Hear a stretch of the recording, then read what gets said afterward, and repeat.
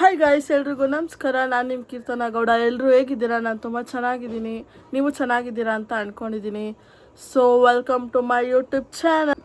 So ಬನ್ನಿ guys, ಬೇಗ story start ಮಾಡೋಣ, ಜಾಸ್ತಿ ಲೇಟ್ ಮಾಡೋದು ಬೇಡ. ಸೊ ಇವತ್ತು ನಾನು ಮಾತಾಡ್ತಿರೋದು ಒಬ್ಬರು ಮಹಾನ್ ವ್ಯಕ್ತಿ ಬಗ್ಗೆ. ಸೊ ಇವರು ನಮಗೆ ಅಸಾಧ್ಯವಾಗಿರೋದನ್ನು ಸಾಧ್ಯ ಮಾಡ್ಬೋದು ಅಂತ ತೋರಿಸ್ಕೊಟ್ಟಿರೋ ಒಬ್ಬ ವ್ಯಕ್ತಿ. ಅವ್ರು ಯಾರು ಅಂತಂದರೆ ಬೇರೆ ಯಾರು ಅಲ್ಲ, ದಶರಥ್ ಮಾಂಜೆ. ಸೊ ಇವ್ರ ಬಗ್ಗೆ ಆಲ್ಮೋಸ್ಟ್ ಎಲ್ಲರೂ ಕೇಳೇ ಇರ್ತೀರಾ, ಮೂವೀಸಲ್ಲೂ ನೋಡಿರ್ತೀರ ಅನ್ಕೋತೀನಿ. ಆ್ಯಕ್ಚುಲಿ ಇವ್ರದ್ದು ರಿಯಲ್ ಸ್ಟೋರಿ ಯಾವ ಸಿನಿಮಾದಲ್ಲಿ ಬಂದಿರೋದಲ್ಲ, ಇವ್ರ ರಿಯಲ್ ಸ್ಟೋರಿನೇ ಅಲ್ಲಿ ತೋರಿಸಿರ್ತಾರೆ, ಓಕೆನಾ. ಸೊ ಇವ್ರ ಲೈಫು ಹೆಂಗೆ ಅಂತಂದರೆ, ಇವ್ರು ಬಂದು ಬಿಹಾರಲ್ಲಿ ಒಂದು ಗೆಹಲೂರು ಅಂತ ಒಂದು ಊರಿದೆ. ಆ ಊರಲ್ಲಿ ಇವ್ರು ವಾಸಿಸ್ತಾರೆ. ಇವರು ಮದುವೆ ಆಗಿರ್ತಾರೆ, ಇವ್ರಿಗೆ ಹೆಂಡ್ತಿನೂ ಇರ್ತಾರೆ. ಇವ್ರು ಹೆಂಗೆ ಅಂದರೆ ತುಂಬ ಬಡವ್ರು, ಅಂದರೆ ಕಡು ಬಡವರು. ಲೈಕ್ ಕೂಲಿ ಮಾಡಿ ತಿಂತಾರಲ್ಲ ಆ ಥರ ಕೂಲಿ ಮಾಡಿಕೊಂಡು ಅವತ್ತಿಂದವತ್ತು ಹೆಂಗೂ ಜೀವನ ಸಾಕ್ಕೊಂಡು ಹೋಗ್ತಿರುತ್ತೆ ಇವ್ರದ್ದು. ಸೊ ಹೆಂಗೆ ಅಂದರೆ ಅವ್ರ ಊರಲ್ಲಿ ಸ್ಕೂಲು, ಹಾಸ್ಪಿಟಲು, ಈ ಶಾಲೆ ಆಗಲಿ, ಈ ಮೆಡಿಕಲ್ ಫೆಸಿಲಿಟಿ ಏನೂ ಇರಲ್ಲ. ಆ ಥರ ಒಂದು ಇದ್ರಲ್ಲಿ ವಾಸಿಸ್ತಾರೆ. ಅವ್ರು ಹಂಗೂ ಹೋಗ್ಬೇಕು ಅಂತಂದರೆ ತುಂಬ ದೂರ, 55 ಕಿಲೋಮೀಟ್ರ್ವರೆಗೂ ಅವ್ರು ನಡಿಬೇಕಿರುತ್ತೆ, ಅಷ್ಟು ದೂರ ಇರುತ್ತೆ. ಸೊ ಇವರು ಆ್ಯಸ್ ಯೂಶ್ವಲ್ ಡೈಲಿ ಅವ್ರ ಪಾಡಿಗೆ ಅವರು ಕೂಲಿ ಕೆಲ್ಸಕ್ಕೆ ಹೋಗೋದು, ತರೋದು, ತಿನ್ನೋದು, ಆ ಥರ ಜೀವನ ಮಾಡ್ಕೊಂಡು ಹೋಗ್ತಿರ್ತಾರೆ. ಆಲ್ ಆಫ್ ಅ ಸಡನ್ ಇವ್ರ ಲೈಫಲ್ಲಿ ಒಂದು ದುರ್ಘಟನೆ ನಡೆಯುತ್ತೆ. ಸೊ ಅದು ಹೆಂಗೆ ಅಂತಂದರೆ, ಅವ್ರ ಲೈಫೇ ಅಲ್ಲಿಗೆ ಹೆಂಡ್ ಅನ್ನೋ ಥರ. ಏನಾಗುತ್ತೆ ಅಂದರೆ, ಇವರು ಕೂಲಿ ಕೆಲಸ ಮಾಡ್ತಿರ್ತಾರಲ್ವ, ಅವ್ರ ಹೆಂಡತಿ ಡೈಲಿ ಮಧ್ಯಾಹ್ನ ಊಟ ತಂದು ಕೊಡ್ತಿರ್ತಾರೆ, ಆಯಿತಾ. ಡೈಲಿ ಊಟ ತಂದು ಕೊಡ್ತಿರ್ತಾರೆ. ಅವತ್ತಿನ ದಿವಸ ಆ್ಯಸ್ ಯೂಶ್ವಲ್ ಹಂಗೆ ಊಟ ತೊಗೊಂಡು ಬರ್ತಾ ಇರ್ತಾರೆ ಇವ್ರ ಹತ್ರ ಕೊಡೋಕ್ಕೆ. ಬಂದಾಗ ಸಡನ್ನಾಗಿ ಕಲ್ಲು ಜಾರಿ ಬಿದ್ದೋಗ್ಬಿಡ್ತಾರೆ ಕೆಳಗಡೆ. ಬಿದ್ದೋದಾಗ ಆ ಶಬ್ದ ಇವ್ರಿಗೆ ಕೇಳಿಸುತ್ತೆ. ಇವ್ರಿಗೆ ಕೆಲಸ ಮಾಡ್ತಿದ್ದವ್ರು ಏನು ಮಾಡ್ತಾರೆ, ಅಲ್ಲಿ ಓಡೋಗ್ತಾರೆ ಅವ್ರ ಹತ್ರ. ಓಡೋದಾಗ ಅಲ್ಲಿ ನೋಡಿದ್ರೆ ಅವ್ರು ಬಿದ್ದೋಗ್ಬಿಟ್ಟಿರ್ತಾರೆ. ಅವ್ರನ್ನ ಎತ್ಕೊಂಡು ಹೋಗೋಕ್ಕೆ ದಾರಿ ಇಲ್ಲ ಹಾಸ್ಪಿಟ್ಲಿಗೆ.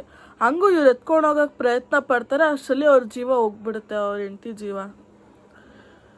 ಸೊ ಅವಾಗ ಇನ್ನೇನು ಅವ್ರಿಗೆ ಲೈಕ್ ಹಾರ್ಟ್ ಸ್ಟಾಪ್ ಆಗೋ ಥರ, ಒಂಥರ ಹೃದಯ ನಿಂತೋದಂಗೆ ಆಗುತ್ತೆ. ಇವಾಗ ಅವ್ರಿಗೆ ಅಂತ ಇರೋದು ಅವರೊಬ್ಬರೇ. ಅವ್ರನ್ನ ಕಳ್ಕೊಂಡು ಇವ್ರು ಹೆಂಗೆ ಜೀವನ ಮಾಡ್ತಾರೆ ಅಲ್ವಾ. ತುಂಬ ಅಂದರೆ ತುಂಬ ಶಾಕಿಂಗ್ ಆಗಿರುತ್ತೆ ಅವ್ರ ಲೈಫು. ಆವಾಗಿಂದನೇ ಅವ್ರ ಲೈಫಲ್ಲಿ ಒಂದು ಟರ್ನಿಂಗ್ ಪಾಯಿಂಟ್ ಅಂತ ಬರೋದು. ಸೊ ಅದಾದಮೇಲೆ ಅವರು ಒಂದು ಡಿಸಿಷನ್ಗೆ ಬರ್ತಾರೆ ಈ ಇನ್ಸಿಡೆಂಟ್ ಆದಮೇಲೆ.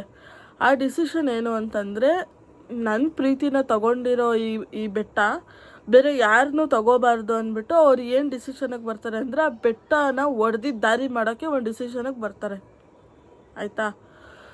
ಸೊ ಅಲ್ಲಿ ಏನಾಗುತ್ತೆ ಅಂದರೆ, ಅದು ಒಂದು ದಿವಸದಲ್ಲೂ ಅಲ್ಲ, 2 ದಿವಸದಲ್ಲೂ ಅಲ್ಲ, ವಾರದಲ್ಲೂ ಅಲ್ಲ, ತಿಂಗಳಲ್ಲೂ ಅಲ್ಲ,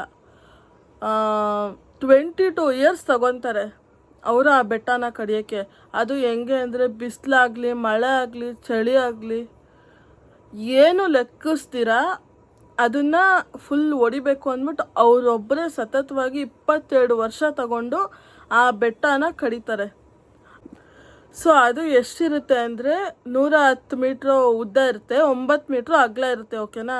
ಅದು ಏನು ಲೆಕ್ಕಿಸ್ದೆ ನಾನು ಮಾಡಲೇಬೇಕು ಅಂತ ಅಂದ್ಕೊಂಡು ಕೊನೆಗೂ ಅವ್ರು ಅದನ್ನು ಸಾಧಿಸ್ತಾರೆ.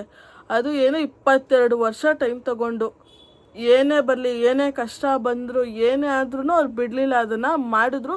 ಫೈನಲಿ ಅದು ಎಷ್ಟು ಜನಕ್ಕೆ ಯೂಸ್ಫುಲ್ ಆಯಿತು ಅಂತ ಅವರು 55 ಕಿಲೋಮೀಟ್ರ್ ಏನು ನಡ್ಕೊಂಡು ಹೋಗ್ಬೇಕಿತ್ತು ಅದನ್ನು ಬರೀ 15 ಕಿಲೋಮೀಟ್ರ್ ಹೋಗೋ ಥರ ಮಾಡ್ತಾರೆ. ಸೊ ಇದೊಂದು ದೊಡ್ಡ ಸಾಧನೆ. ಅವರು ಅವತ್ತು ಒಂದು ದಿವಸ ಅದನ್ನು ಚಾಲೆಂಜಿಂಗಾಗಿ ತೊಗೊಂಡಿಲ್ಲ ಅಂದಿದ್ರೆ ಇವತ್ತು ಆ ಥರ ಪರಿಸ್ಥಿತಿ ತುಂಬ ಜನಕ್ಕೆ ಬರ್ತಾಯಿತ್ತು.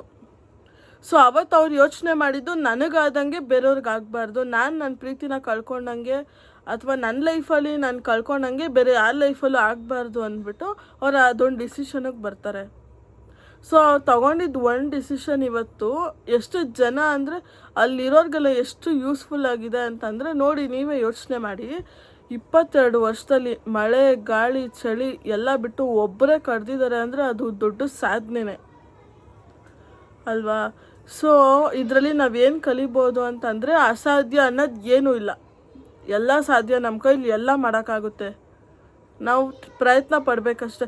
ನಾವು ಪ್ರಯತ್ನ ಪಡ್ದಿರ ನನ್ನ ಕೈಲಿ ಏನೂ ಆಗಲ್ಲ ಅಂತಂದರೆ ಅದು ಖಂಡಿತ ಆಗಲ್ಲ. ನಾವು ಪ್ರಯತ್ನ ಪಟ್ಟು ಇಲ್ಲ ನಾವು ಏನೋ ಒಂದು ಮಾಡ್ತೀವಿ, ನಮ್ಮ ಕೈಲಿ ಏನೋ ಒಂದು ಆಗುತ್ತೆ ಅಂತ ಒಂದು ಇಟ್ಕೊಂಡು, ಒಂದು ಗುರಿ ಇಟ್ಕೊಂಡು ನಾವು ಮುಂದೆ ಬಂದರೆ ಖಂಡಿತ ನಾವು ಏನೋ ಒಂದು ಮಾಡೇ ಮಾಡ್ತೀವಿ ಅಲ್ವಾ. ಸೊ ಅವತ್ತು ಅವ್ರು ಆ ಥರ ಯೋಚನೆ ಮಾಡಿದ್ದಕ್ಕೆ ಇವತ್ತು ತುಂಬ ಜನಕ್ಕೆ ದಾರಿಯಾಗಿದೆ. ಸೊ ಇವ್ರ ವಿಷಯದಲ್ಲಿ ನಾವು ಎಷ್ಟೆಲ್ಲ ತಿಳ್ಕೊಳ್ಬೋದು ಅಲ್ವಾ. ಒಂದು ಕಡೆಯಿಂದ ಇವರು ಸಾಧನೆ ಮಾಡೋಕ್ಕೆ ಒಂದು ಗುರಿ ಇಟ್ಕೊಂಡ್ರೆ ಅದನ್ನು ಮಾಡೋವರೆಗೂ ಬಿಡಬಾರ್ದು. ಲೈಕ್ ಅದು ಏನೇ ಕಷ್ಟ ಬಂದರೂ ಅಷ್ಟೇ ಬಿಡಬಾರ್ದು ಅಂತ ತೋರಿಸಿದ್ದಾರೆ. ಇನ್ನೂ ಒಂದೇನೆಂದರೆ ಟ್ರೂ ಲವ್ ಅಂದರೆ ಏನು ಅಂತ ತೋರಿಸಿದ್ದಾರೆ. ಅವ್ರಿಗೆ ಬೇರೆ ಆಪ್ಷನು ಇತ್ತು ಅಲ್ವಾ. ಅವ್ರ ಹೆಂಡತಿ ಸತ್ತಾಗ ಅವ್ರಿಗೆ ಬೇರೆ ಆಪ್ಷನು ಇತ್ತು. ಅವರು ನೆಕ್ಸ್ಟ್ ಬೇರೆ ಆಪ್ಷನ್ ಇತ್ತು, ಮದುವೆನೂ ಆಗ್ಬೋದಿತ್ತು.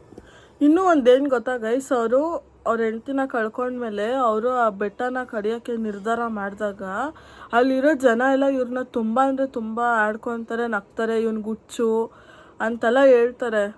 ಬಟ್ ಆದ್ರೂ ಅವ್ರು ಅದನ್ನು ಯಾವುದೂ ಲೆಕ್ಕಿಸ್ತೇನೆ ಅವರು ಇಲ್ಲ ನಾನು ಏನೋ ಒಂದು ಮಾಡ್ತೀನಿ ಅಂದ್ಬಿಟ್ಟು ಅವರು ಮಾಡಿರೋದು. ಅವರವತ್ತು ಅವ್ರ ಮಾತು ಕಿವಿ ಕೊಟ್ಟಿದ್ದಿದ್ರೆ ಇವತ್ತು ಅವರು ಈ ಥರ ಇಷ್ಟು ಜನಕ್ಕೆ ದಾರಿ ಮಾಡ್ತಾ ಇರಲಿಲ್ಲ.